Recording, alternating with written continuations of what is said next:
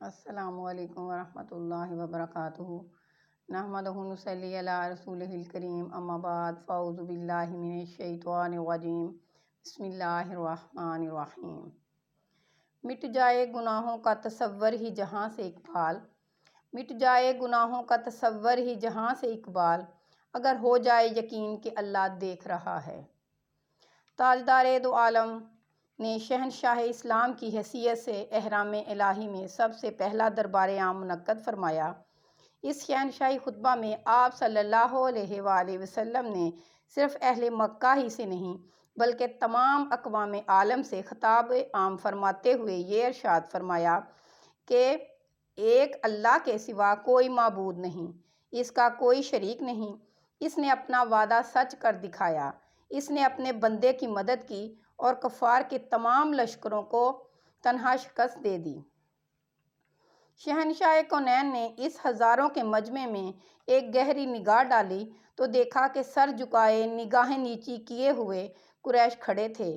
آپ کے رستوں میں کانٹے بچھانے والے وہ لوگ بھی موجود تھے جو بارہا آپ پر پتھروں کی بارش کرتے، جنہوں نے آپ صلی اللہ علیہ وآلہ وسلم پر قاتلانہ حملے کیے، صحابہ اکرام پر بہت زیادہ ظلم و ستم ڈھائے۔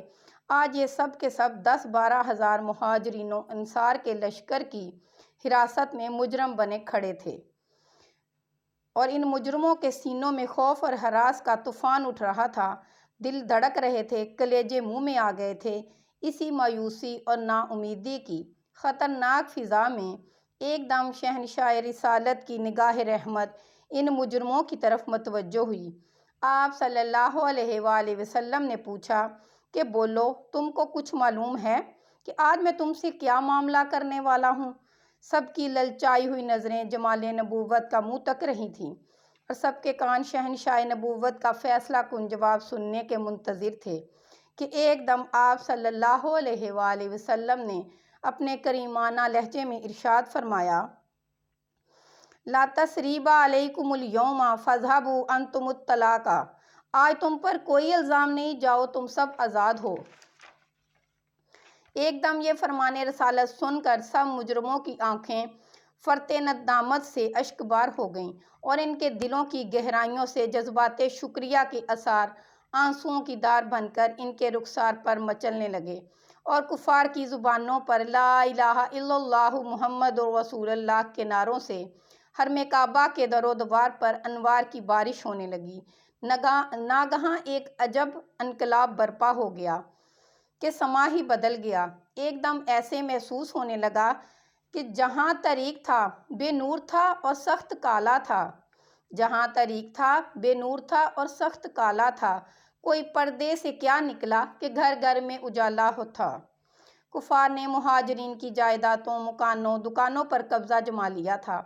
اب وقت تھا کہ مہاجرین کو ان کے حقوق دلائے جاتے، لیکن شہنشاہ رسالت صلی اللہ علیہ وآلہ وسلم نے مہاجرین کو حکم دے دیا کہ وہ اپنی کل جائیداد خوشی خوشی مکہ والوں کو ہبہ کر دیں۔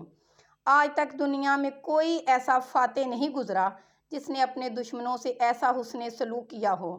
یہ نبی جمال و جلال کا وہ بے مثال شاہکار ہے کہ شاہان عالم کے لیے اس کا تصور بھی محال ہے۔ اس لیے تمام دنیا کو چیلنج کے ساتھ نظارہ دیتے ہیں کہ اطمینان اگر دولت میں ہوتا تو سکون کبھی سجدوں میں نہ ملتا۔ وآخر دعوانا ان الحمد للہ رب العالمین۔ اللہ نگہبان۔